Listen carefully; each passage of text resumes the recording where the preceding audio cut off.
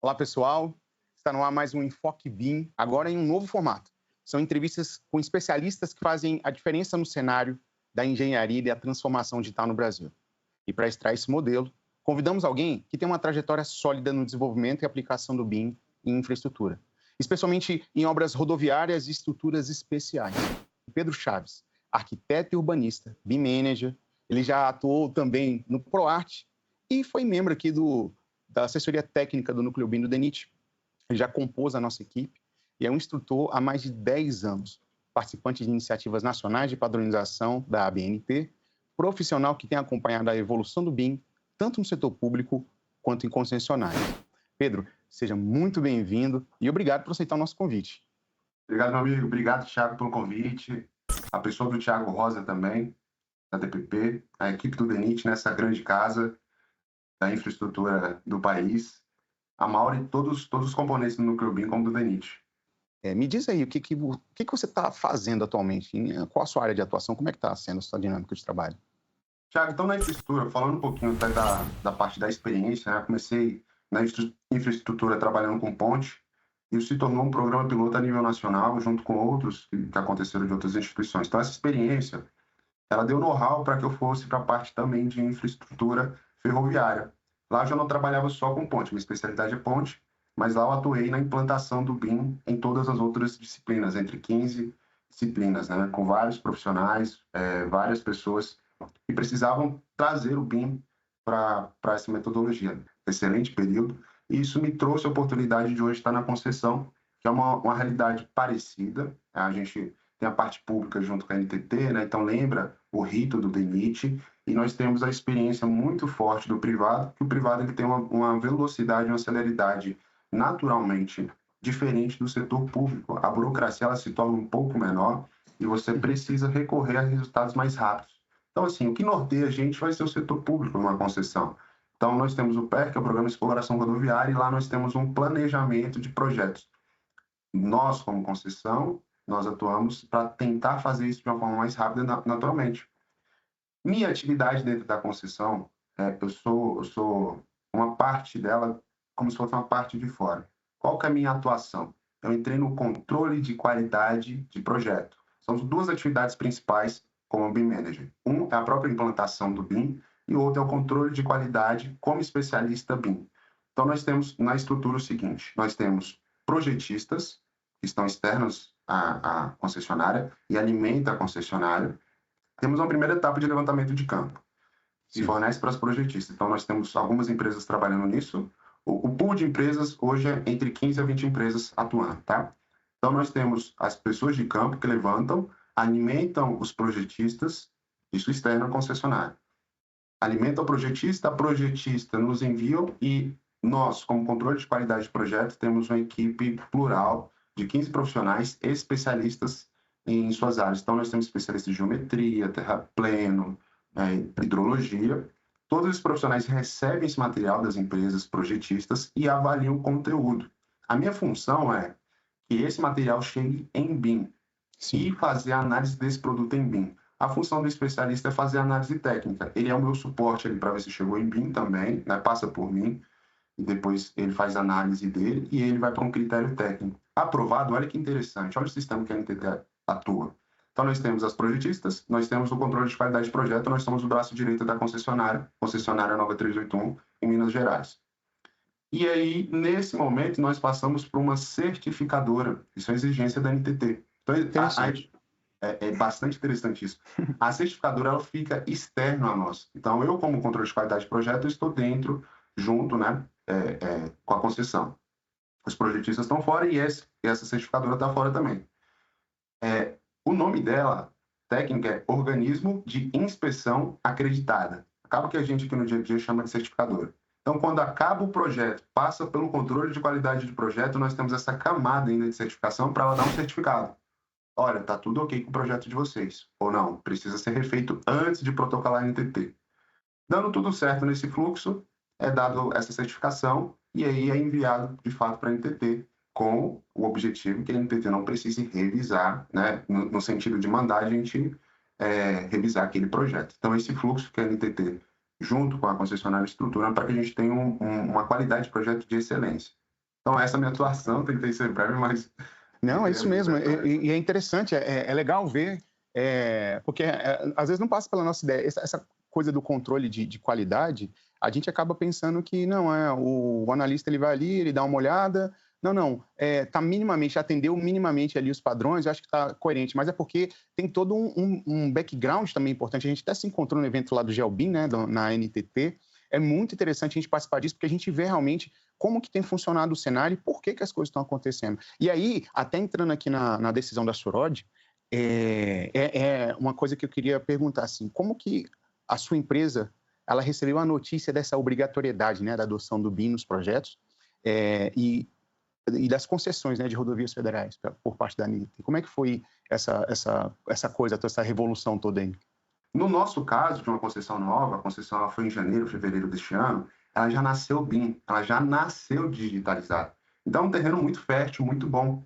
A nossa mudança de cultura é muito mais simplificada em relação ao que nós passamos aí no Núcleo BIM. Ela é muito mais tranquila, ou seja, todos os profissionais selecionados, eles já têm como um pré-requisito ter alguma noção de BIM. Sim. Então, a cultura é muito mais simples, Thiago, de você trazer, de conversar a respeito do BIM.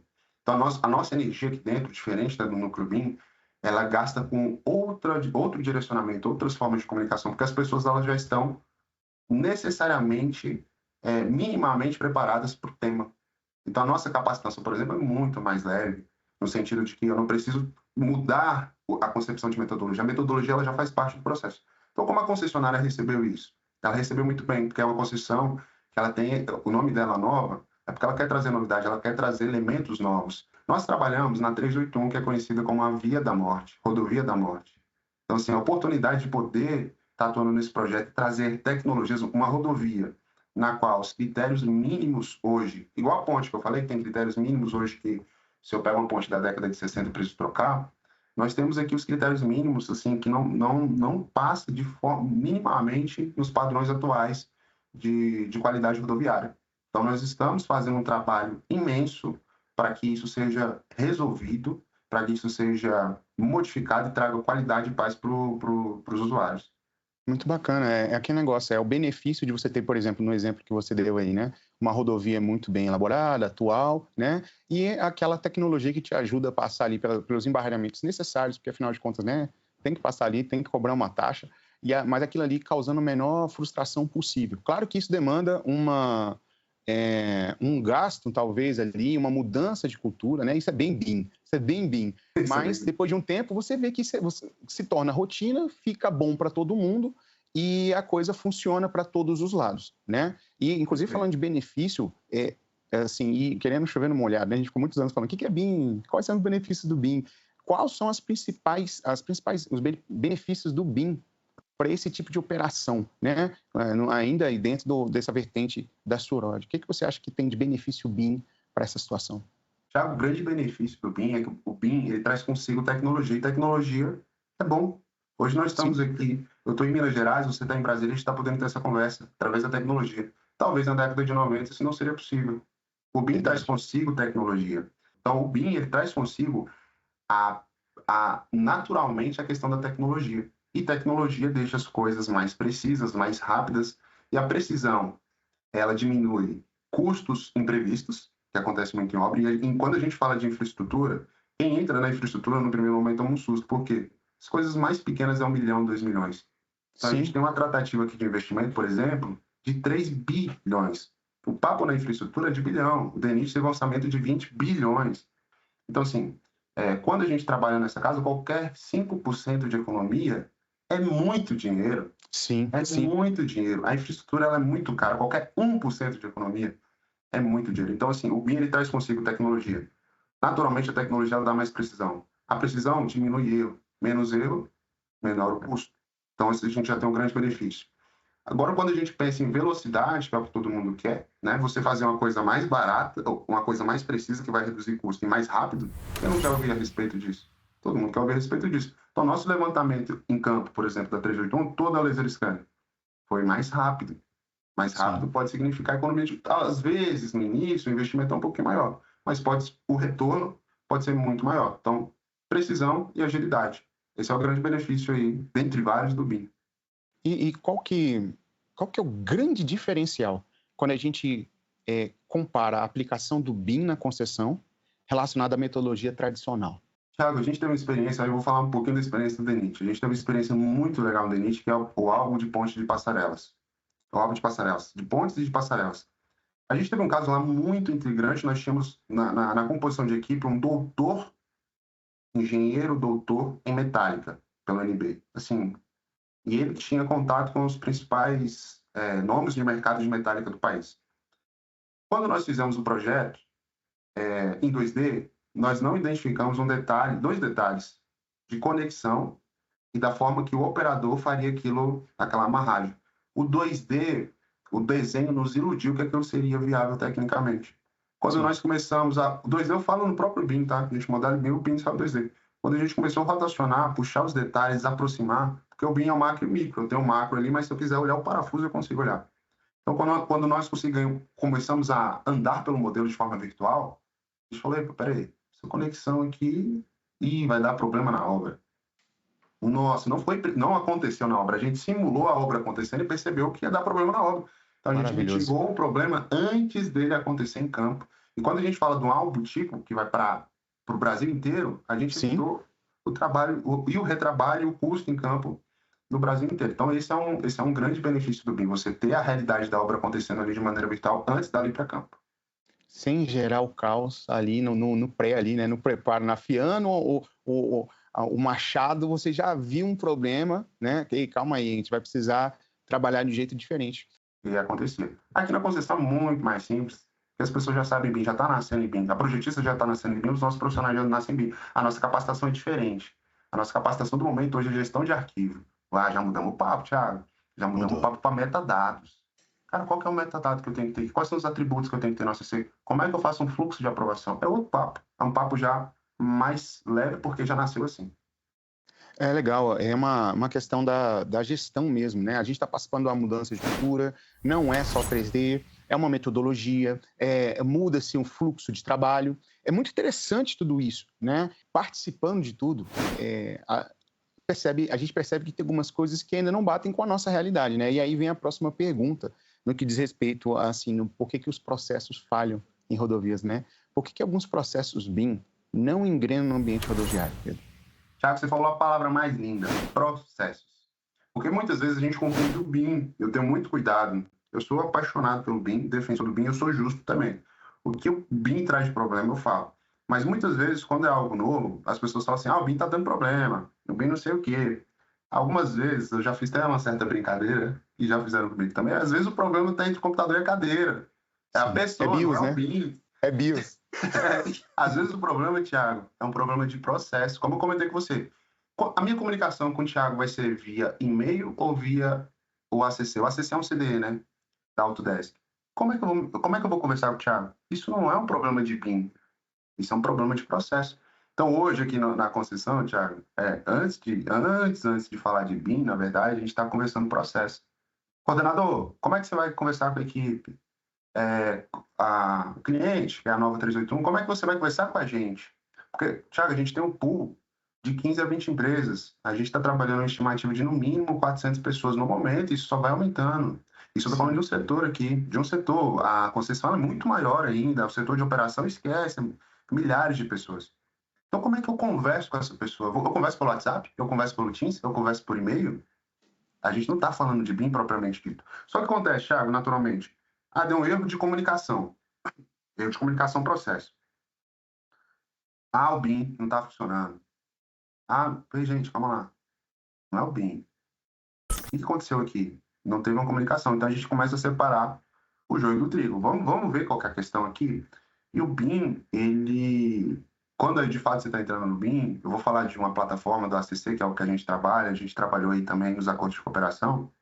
Ele está algo muito legal, Thiago, que é uma forma diferente de avaliar o arquivo. Então, qual que é o processo tradicional? Eu tenho um PDF, eu avalio esse PDF ali, coloco a anotação Word. Pode ser pelo Word, pode ser pelo Excel. As plataformas de BIM, o que é o CDE, né? Às vezes as pessoas não sabem o que é um CDE. CDE é um Google Drive tunado, é um OneDrive tunado. O OneDrive é um gerenciador eletrônico de documento. Um CDE é um ambiente comum de dados. Ele é um Google Drive para os arquitetos e para os engenheiros. Com isso, você tem algumas facilidadezinhas ali. Quando chegou de um documento, Thiago, eu crio uma tagzinha naquele documentozinho e falo assim, vamos falar um exemplo simples, carimbo. Ei, o nome aqui está errado. E eu começo a fazer umas tagzinhas dentro da folha. Como essa comunicação chega? É por e-mail? Não, dentro da plataforma, você dá o arrobinha da pessoa lá. @Thiago. O carimbo aqui a gente precisa dar uma olhada, amigo. @Thiago. Agora não é o Thiago, outro profissional. @profissional. E ele está sendo comunicado. Terminou essa comunicação, sobe-se um arquivo novo atualizado e você consegue deparar como se fosse... Os arquitetos engenheiros vão saber o que é esse papel manteiga, um em cima do outro, o projeto em cima do outro. E você compara, ele atendeu a minha chamada de atenção, não atendeu? E esse histórico, Thiago, fica para a vida. 10 anos, 15 anos, 20 anos depois, aquele histórico está lá. Cara, eu estou te falando de algo muito precioso, que parece besteira, que é gestão de documentos. Eu não estou falando de BIM. Hoje o DENIT tem um acervo gigante de projetos que é digitalizado, passou pelo SEI, que antes do DENIT não era o SEI, era o caderno verde, era o caderno azul e está sendo digitalizado. É natural, Thiago. Você pode ter os melhores profissionais para essa digitalização. Informação foi perdida. É natural. É natural do Sim. processo de migração. Nós que estamos nascendo com BIM, nós já estamos nascendo... Eu estou te confirmando que daqui 10, 15 anos, você, Thiago, se você abrir um arquivo que eu te apresentar, você vai saber quem analisou, quando analisou e o que aquela pessoa falou a respeito daquele documento. Olha o nível de acurácia, Thiago. A realidade anterior é, a gente sabe quem foi o arquiteto engenheiro, mal sabe, responsável. Eu não tenho ideia se ele trabalhou com 40, 50, 2 pessoas na equipe dele. Porque não necessariamente aquele arquiteto ou engenheiro responsável, ele participou de todas. Às vezes você, igual minha equipe são 15 pessoas. Se eu te fornecer o acesso, Thiago, você vai saber o que cada dessas pessoas fez em cada documento de maneira individual. Vai fazer isso? Obviamente não. Hoje, a Constituição está muito nova, a gente começou um fluxo em outubro, a gente já trabalha com 7 mil documentos. Você vai fazer isso para auditar. Então, a melhor forma de evitar falhas respondendo essa pergunta são processos. É aquele negócio. É lindo. A gente, inclusive, quando desenhado, você fala, é incrível. Mas não tem como dizer que não existem desafios, né? Na sua opinião, assim, diante da complexidade dos projetos rodoviários, quais são os grandes desafios? Quando necessário, capacitar esse profissional. A gente tem muitos profissionais excelentes que trabalharam com Vale, trabalharam com Petrobras, altíssimo nível, e trouxemos aqui essa capacitação para rodovia. Alguns já vieram de rodovia. E existem os casos que Brasília é muito bom para rodovia. Brasília, naturalmente, tem um DENIT. O fato de ter o DENIT aí, as empresas que são de São Paulo, várias e várias e várias têm um bracinho aí no DENIT. Então, Brasília acaba que naturalmente formam profissionais para a rodovia. Minas Gerais, nós temos a Vale aqui, que é muito forte. A Vale investe nas faculdades para que elas formem pessoas boas para mineração.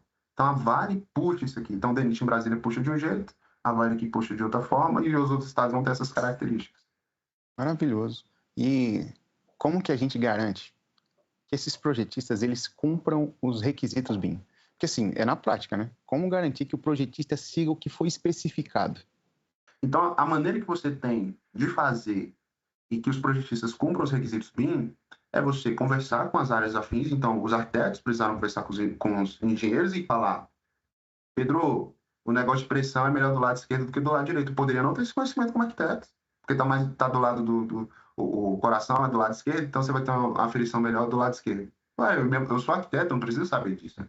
Mas eu preciso ouvir o médico, aprender a respeito, e às vezes eu posso nem entender o que ele está falando. Mas se ele está falando que do lado esquerdo é melhor, eu atuar dessa maneira. Então, assim, quando a gente fala de BIM, isso é muito legal, a gente precisa aproximar áreas. O núcleo BIM ele tinha algo de excelência, que era o fluxo todo. Eu tinha o especialista em infraestrutura, tinha um especialista em ponte, tinha um especialista em orçamento.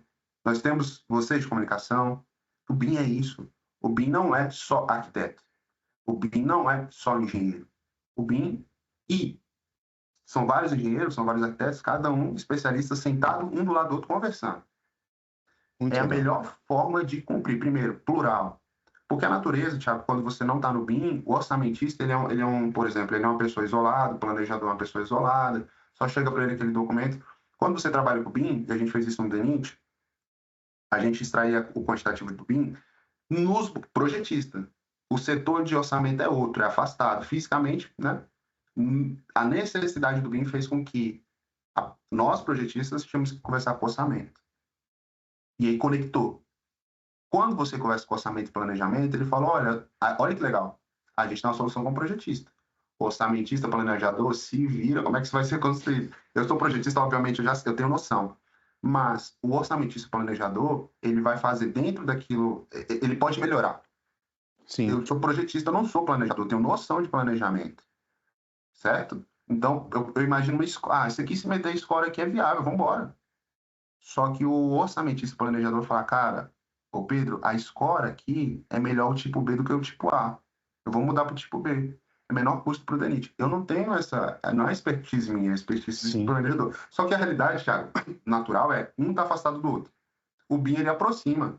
Eu preciso conversar com o cara. E eu aprendi também.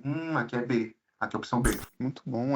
Pedro, você até, num dos seus exemplos aí, você falou sobre a criação de documentos, que teve prazer de participar aí também, né, na elaboração dele. Aí eu vou te levantar essa pergunta aí, cara. Necessidade do BEP, PR e GRD. Esses documentos ainda são necessários no ano de 2026? Thiago, esses documentos fazem parte da regra do jogo.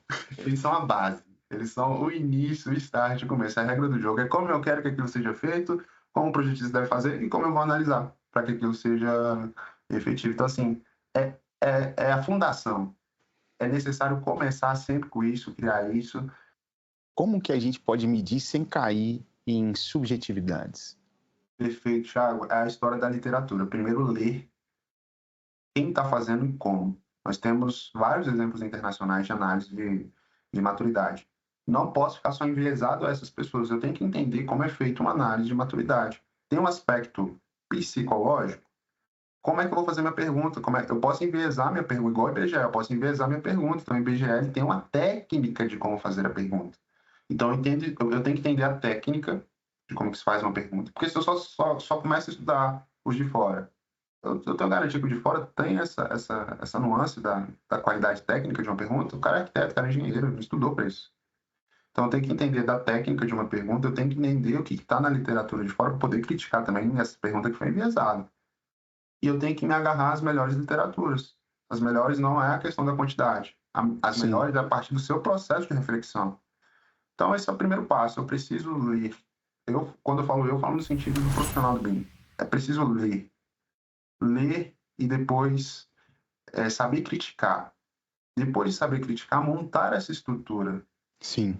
E testar, Thiago, o BIM não é para quem tem medo de errar. O BIM, ele é para quem erra e corrige rápido. O BIM, você vai errar muito. Por que você vai errar, Pedro? Você está falando que você vai errar, você não vai errar. Porque você vai testar, amigo. Então, assim, está muito recente. A gente está nascendo o BIM. Então, exige do profissional essa habilidade dele poder testar, testar, testar, testar. E se você está falando no segundo teste, você pode ter errado na primeira, mas errar no sentido de isso pode melhorar, isso pode ser mudado. Então, como é que você mede maturidade nesse processo todo? Você testa. Você vê as melhores literaturas, aplica para você, como foi o BEP. Nós tivemos pelo menos 4 versões de BEP aí dentro da gente, sempre melhorando. Sempre melhorando. Teste de maturidade é a mesma coisa. Primeira coisa que eu vou perguntar, vou fazer 3 perguntas. Você sabe sobre o BIM? Não. Você já ouviu falar de BIM? Uma terceira pergunta. Eu vou começar a perguntar coisa boa mesmo. Mas no segundo fluxo meu, eu vou começar a fazer perguntas mais profundas. Eu estou falando do processo de conhecimento, né? Nós temos um nível de participar de maturidade e nós estamos num nível muito legal aí. O DENIT, né? Está num nível muito legal. Então, assim, mas o primeiro é diferente do segundo, que é diferente do terceiro. Vai amadurecendo, né? O nível de maturidade vai amadurecendo. Exatamente. E aí vão existindo regras, né? Cara, beleza, você sabe